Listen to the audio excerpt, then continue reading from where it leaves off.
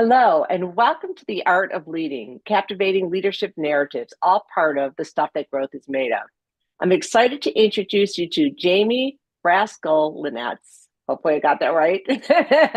Jaime is the founder and CEO of two companies, Next Generation and Next Generation Trust Company. Hello, Jaime, and welcome. Hi, Margaret. Thank you so much for having me. It's a pleasure. Pleasure is all mine, and I'm excited to have the audience learn more about your business. So, would love to start the discussion by having you share an overview of Next Generation Trust, as well as maybe Next Generation, and what services you provide. Sure. So, Next Generation Trust Company is the latest business that I founded, and it's a South Dakota chartered trust company. And we specialize in the custody and administration of non-publicly traded alternative assets. That's a mouthful, right? It So, is. uh, And you're going to have to probably describe that in more detail of what that I actually sure means. will. Yeah. I sure will. And Next Generation Services has been around. We're in our 21st year this year. So I have quite a lot of experience in this industry and now really have both sides of it, a regulated financial entity that's the custodian for the assets and the accounts. And then the servicing company does all of the back office stuff, transactions, customer support, and things like that. So, in a nutshell, this industry is called self-directed IRAs or self-directed retirement plans. And it's still pretty much a little known strategy. There's not a lot of people that still know about this strategy. It was used by the wealthy for many years when IRAs were formed. And so, but back then in the 70s when IRAs were formed, this was always something that anyone could use. But the traditional custodians and banks really went on a marketing and advertising blitz to get people to put their IRAs with them and invest in publicly traded stocks. So we handle the alternatives. Our clients come to us mostly to invest in real estate. So hard real estate assets is still the number one asset that people would choose. And it could be a vacation condo on the beach in Myrtle Beach or Hilton Head in South Carolina. And so the property gets deeded to the retirement plan. All of the income and expenses flow through the plan, and all of that is growing on a tax deferred basis if it's a traditional IRA, or on a tax free basis if it's a Roth. Mm-hmm. So we help people navigate the IRS rules surrounding these kinds of investments. And then we do all of the reporting to the IRS when it's necessary. We help people take their distributions. So it's really the whole package that we provide to clients. So, when I think of alternative, it's your non-traditional, as you said, not the publicly traded. So what's the most unusual investment or asset that you've come across in terms of people putting in their IRAs? Oh, so many of them, Margaret. So it's really funny. As I said before, anytime I've said I've seen it all and nothing can surprise me. Generally, a couple of days later, somebody asked me to invest in something that's a complete surprise to me. So I hope that happens this week. I'm up for something different this week. I hope I get a surprise. It's funny. Say, some of the most unusual things I've seen were racehorses. Someone also invested in Costa Rica. It was a hardwood forest. So that was an extremely long-term investment. That was going to go for at least 20 years until the hardwood started to be harvested, but also kind of like a sustainable or green type of investment too, they were interested in doing. And then we've had people invest in brand new companies. So you've heard of venture capital or private equity. So people are investing sometimes with those very large firms that are giving offerings that are not publicly traded. but also it's a great way to keep the economy going on, Main Street USA. A lot of our clients also invest or provide loans to small businesses in their community. And so that keeps some of those small business owners afloat, or keep some of those business owners, or get them started in the business. So, kind of the gamut, you name it. The only thing that's not allowed is in an IRA is life insurance and collectibles. And so I'm a wine drinker and a wine collector. And for over 20 years, I've been trying to figure out how to get wine in my IRA, but I've not been able to do it.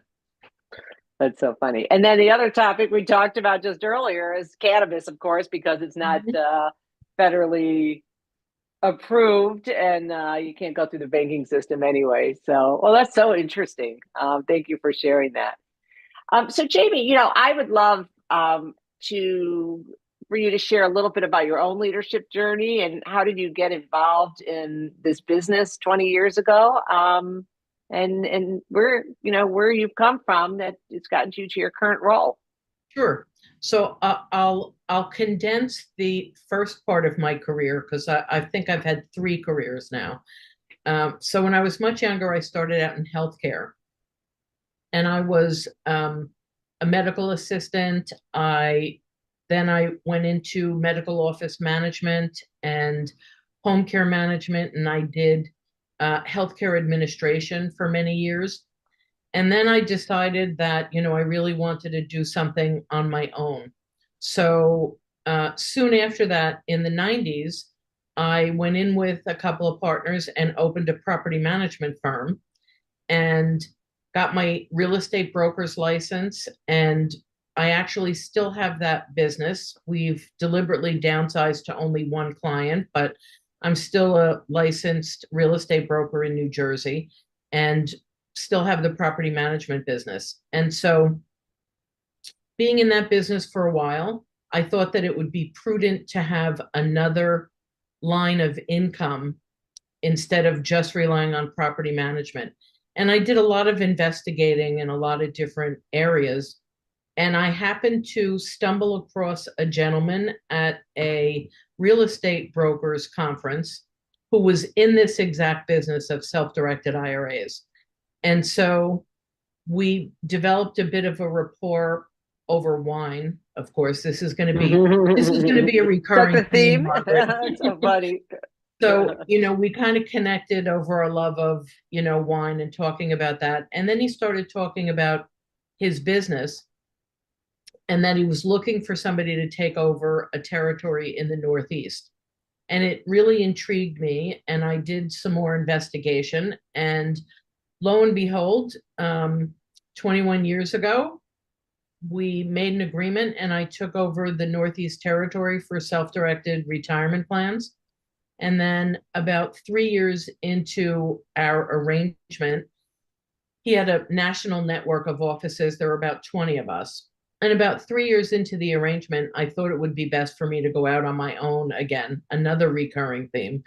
And so we parted ways, and Next Generation was formed back then. And so really, I had been a real estate investor. I had been involved in real estate. So the thought of being able to make real estate investments with tax advantaged or tax-free accounts was appealing to me.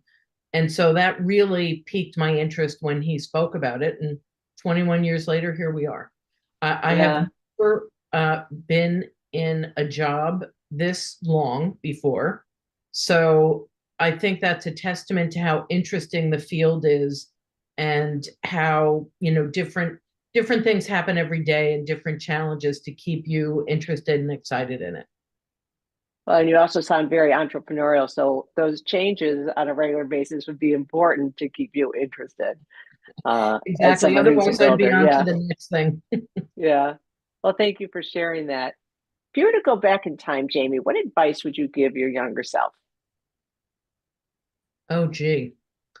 Probably to start an entrepreneurial journey sooner. Probably to have more confidence in myself and my abilities to be able to do this, because, I saw a meme once, it might have even been on LinkedIn, an entrepreneur is somebody who jumps off a cliff and builds the plane on the way down. And so, it's a scary thing. You don't know what's going to Yeah. happen. But it took me a little bit longer probably to get confident enough to get into this space. So I probably would say have a lot more confidence in yourself and have it now. Yeah. I love that. I was talking to a leader last week and he was saying the difference that he's always been entrepreneurial, which is very different because you get the upside, but you're hedging your bet because typically you're being entrepreneurial in someone else's organization versus being the entrepreneur when it's like tag you're it. And so Exactly. yeah, that's interesting. Yeah, there's something to be said for the motivation you get when you're responsible for many people's payrolls. Yeah. Yeah. It's a big responsibility. So what were some of the challenges that you faced early in your leadership roles and how did you overcome them? You know, that's really an interesting question because I don't think that I've overcome them all yet. My biggest challenge then and now was staffing and personnel. And so the challenges surrounding personnel and staffing probably have changed drastically over the years, but it's still probably the biggest challenge. So initially it was finding the right people who had the motivation to be able to do the job without somebody micromanaging them. And I don't like to be micromanaged. So my management style has a tendency to be less of that. And sometimes that's a detriment in a growing organization. So, that presented a challenge. Then, actually, as you build a staff and you have more people, being able to manage the interpersonal actions between all of the staff members and diffuse problems, that's a challenge. Having forming a culture and having everybody buy into your vision of the culture is challenging still. And also probably one of one of the many pieces of advice I've gotten from mentors and other people over the years was hire slow and fire fast. And I've not always been able to stick to that piece of advice either. So, staffing and personnel is an ongoing learning experience. And as challenging as it is, I think it also helps to fuel my growth as a business owner and a manager and a CEO. But not all things that challenge you and make you grow are pleasant, though, right? So Right. It's hard. I mean, you're dealing with a lot of variables when managing people. We used to laugh when we managed a lot of people years ago. It was like, oh, God, the job would be so much easier. We're gonna have to manage. I mean, there's just so many things that come up, but it's also really rewarding. So but I do understand, and that's such an important piece as you look to scale and things like that. Well, thank you for sharing that. And what about, how would you categorize your leadership philosophy? Hold on one second. I have a dog here that's driving me crazy. So I'm listening and would love to hear that. I'm just going to put him out. Hold on one second. oh, there you go. There I I go. I have a cat that often does that to me, but he's asleep right now, so it's good. That's a first in one of these podcasts. So sorry about that, and he'll find his way in. But No worries. so would love to hear your leadership philosophy, just overall, if you were to be able to articulate that. Well, that's interesting. I don't think I've ever thought of it that way before, but I think that I try to lead by example, and I'm not afraid to get into the trenches with my staff and do what has to be done to make sure that the business runs efficiently and smoothly and that our clients are well taken care of. So I think that modeling the behavior and the values that you're looking for your staff to have is probably the most effective way. And then, to get back to hire slow, fire fast, even though I don't do that, you find that there are some people that you hire that might have really great ability or technical skills in one area, but really are not a good fit for your culture and for the values and philosophy of the company. And either you have to find a spot for them where that doesn't matter, or you have to part ways with them if you want the rest of your staff to continue, with those values and how you want the company to operate. Yeah. Thank you for sharing that. There's a talent assessment chart that I use with a lot of my clients, and it really does focus on values and how aligned people in your organization are to those values, and then productivity against the job. But you can train on the productivity, but it's hard to change them on the values, and the values is really important. And that goes back to when you're talking about hire slowly, fire quickly, or whatever that was. I mean, you want to make sure you have the right people in the right seats. But thank you for sharing that. So I happen to be, a big proponent of customer service in our small world. And mostly that's because as a consumer myself, because not only do I run businesses, but I'm a consumer, right? The thing that that disturbs me the most is the seemingly loss of some customer service that happens sometimes as a byproduct of automation. And so some of the frustrations that I have as a consumer, I've tried to fix in my business. And so it's things that I really react to badly that I try to change in business, right? Like, we want a live person to answer the phone because I can't stand calling someplace and having to figure out all those prompts, right, to get through to somebody. So simple things like that. I love that. I mean, you're mirroring it to the things that are important to you. I think that makes total sense. So, how do you build trust and rapport with your team, Jaime? Well, here's where wine is going to be a theme again. Love it. So, and you got to drink it because you can't make it an acid in your IRA. So there you go. that we learned today. So, I mean, one of the things is something as simple as, not just working with your staff, but trying to have rapport with them outside of work related things, right? Or trying to have some fun with them. So, we used to occasionally have wine with the boss. So at the end of a Friday, we might, right after work, everybody gets together. We might have some snacks, and I bring in some wine to share, and we all just, hang around and chat for a while and talk.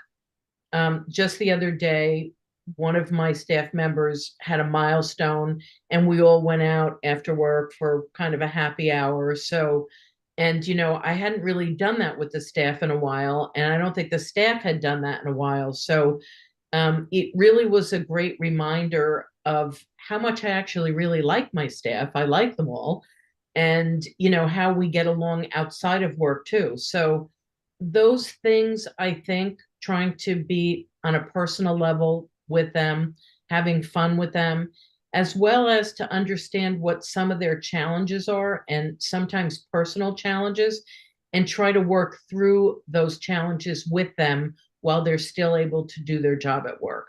So if that means somebody's has to go in for surgery and they may have to be out for an extended period of time and maybe work from home, working with them and showing them that they're valuable to the company and allowing them to do what they have to do for themselves as well. Yeah, I love that. And especially in a small organization, that really understanding what's going on in people's lives is really important and appreciated, right? Yeah. So it's your biggest asset. Yeah. And also, having the wherewithal to be able to meet them where they are, and in what small way you can, assisting them with some of their personal challenges. And sometimes either a staff member doesn't want to talk about it or get into it, and that's fine too. But sometimes they really do need, their employer to actually see them as a person with health problems, if they have them, family issues, caretaker issues. And I've had some of those myself in the last 10 years or so. So being sensitive to that, I think, is important. Yeah. Someone mentioned to me recently how important it is to be an authentic leader and allow people to be authentic too, which is kind of what you're saying. Absolutely. There's more to than what you just see at work. So, well, thank you for sharing that. So, changing topics a little bit, it's always interesting to hear how leaders stay sharp. What are you reading or listening to these days, Jamie? Oh my. So I just read, and I wish I remembered the name of the book, but Doris Kearns Goodwin, you may know who she is. She's a presidential historian, and her husband was involved in politics during the Kennedy administration, and she wrote a book with her husband by pulling out all of his papers. I just, the name of the book escapes me, and I just got done reading it. And together, before his death, they went through all of these papers and wrote this book together. And it really is a history of both of their lives through politics and outside of politics. They were both writers as well. And I happen to really like the 50s and 60s as a historical era. It's very interesting to me. So I love autobiographies or biographies. I'm always reading some type of nonfiction. And my love of the 50s and 60s and the Kennedy political era, I'm now reading a novel about that, but it weaves other Interesting. things into it. So always reading something. Yeah. Always have a Kindle with me. And whenever I get a few minutes to read, I try to carve some time out to do that. And then, my staff, we have continuing education that's required on an annual basis. And I do the continuing education with them during the year. So that refreshes some of the regulatory things and some of the other things that we try to stay on top of. So I do that. And as still a licensed New Jersey real estate broker, I have continuing education requirements. And so I do that as well. So, Love that. Keep always yourself something. busy for sure. Yeah. Yes. Well, good. Well, thanks for sharing that. So, in closing, what I'd love to hear from you are any thoughts on what I would say critical success factors or the secret sauce to being an effective leader today? Oh, jeez. Um, Boy, I wish I knew. So I really wish I knew what that was. And if you ever get somebody to give you a real clear-cut answer to that and bottled that sauce, please call me because I'm first in line to buy it. Um, so I don't know. I think really Yeah. just really what I've been saying, trying Yeah. to keep connected with your staff, being willing to do the things that you expect them to do, so that you're not expecting them to do things that you wouldn't really do yourself. Um, and, mutual respect, I guess. That's really, I think, what it boils down to. I love that. Those are all really important things. So thank you. It's been lovely having this conversation, Jamie, and getting to know you. Thank you for sharing your thoughts and your insights around the art of leading. And thank you all for listening. This is the stuff that growth is made of. Bye for now.